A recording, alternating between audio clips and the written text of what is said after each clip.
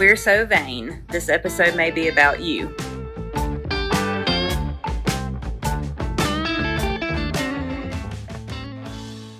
Welcome to our third episode of We're So Vain.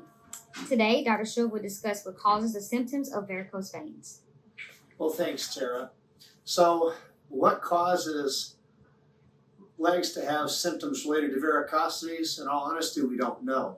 We think the principles are tied around two principles, and that is vein pressure that triggers some inflammatory changes. As you remember, going back to how veins function and how they become a problem in episode 1, we recognize that veins will dilate, and with that, backwards flow will create pressure in the veins, and with that, it creates a certain set of symptoms that we do recognize.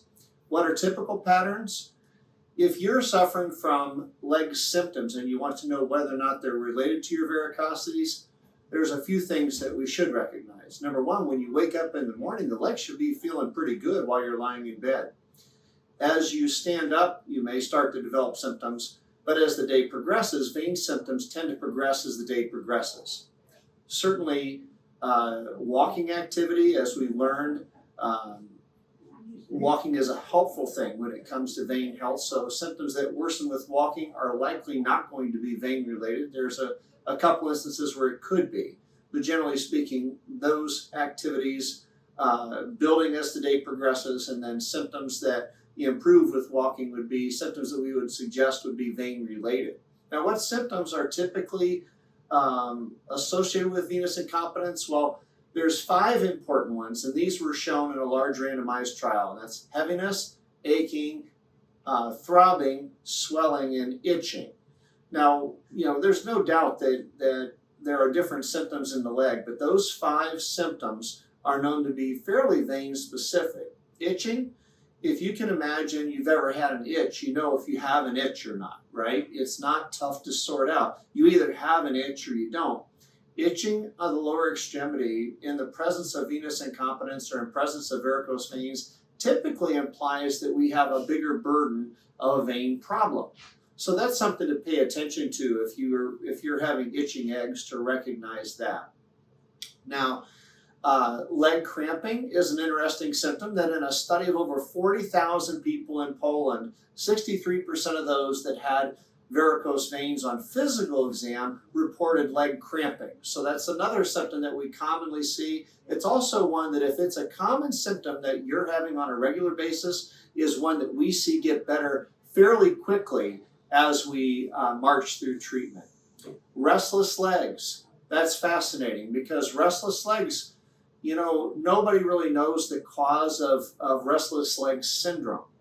In a study that I actually looked at back in the mid-2000s, over 200 consecutive patients had all 4 features of RLS.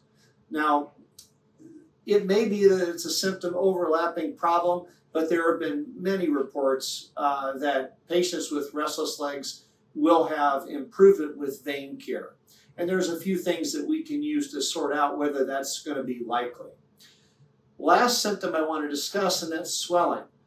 Swelling is a very common symptom that we see in patients with venous incompetence, whether it's related to varicosities and that sustained backwards flow in the lower extremity, or whether it's after a blood clot. Swelling is a common problem. The reality is other things can cause swelling too. We can see people that have sitting or standing jobs that have swelling at the end of the day, and no vein problem. And that's something that's called occupational swelling. In that instance, a little bit of compression might keep that under control. The other thing that causes a lot of swelling, particularly in our older patients, are medicines.